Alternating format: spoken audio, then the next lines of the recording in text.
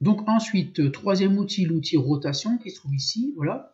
Donc quand vous cliquez dessus, comme tout à l'heure, on voit apparaître trois cercles rouge, vert et bleu qui correspondent aux trois axes X, Y et Z.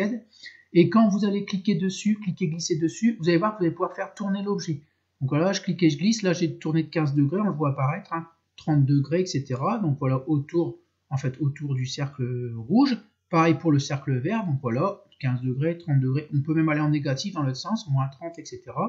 Donc par ici pour le cercle bleu, voilà, 60 degrés.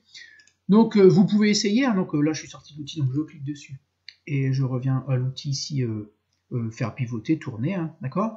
Donc si jamais vous apercevez, alors je vois pas trop l'intérêt de le mettre comme ceci, donc bon, ça sert à rien. Donc du coup vous avez ici un bouton qui s'appelle réinitialiser, d'accord, qui va vous remettre l'objet à plat, d'accord. Donc il vous le remet bien à plat et vous colle la face sur le plateau. Donc ensuite ici vous avez l'objet mettre à plat, donc là je ne vois pas trop à quoi ça sert, mais je ne sais pas. Ensuite vous avez enfin, ça c'est un outil qui peut être intéressant, d'accord. Donc quand vous avez importé vos objets, le logiciel a choisi en fait de mettre la face du dessous sur le plateau.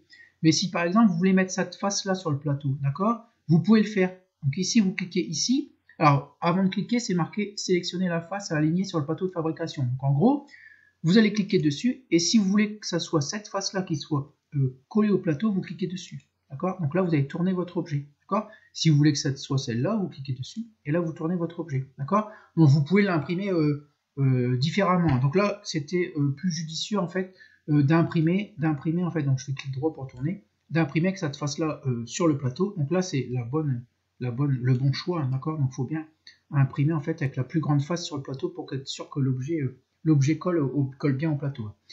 Donc voilà pour l'objet, pour l'outil rotation ici. Donc vous pouvez l'utiliser, mais dans tous les cas, il va falloir en fait coller en fait la plus grande surface de la pièce sur le plateau. D'accord. Donc là c'est le choix qui a été fait. Et puis on ne le tourne pas, ça sert à rien. Alors vous pouvez l'essayer, vous pouvez essayer l'outil ici rotation, il n'y a aucun problème avec les axes que vous avez ici. Pardon, je sors. Les axes que vous avez ici, il n'y a pas de souci, mais il faut le remettre bien à plat sur le plateau. Donc voilà pour l'outil rotation.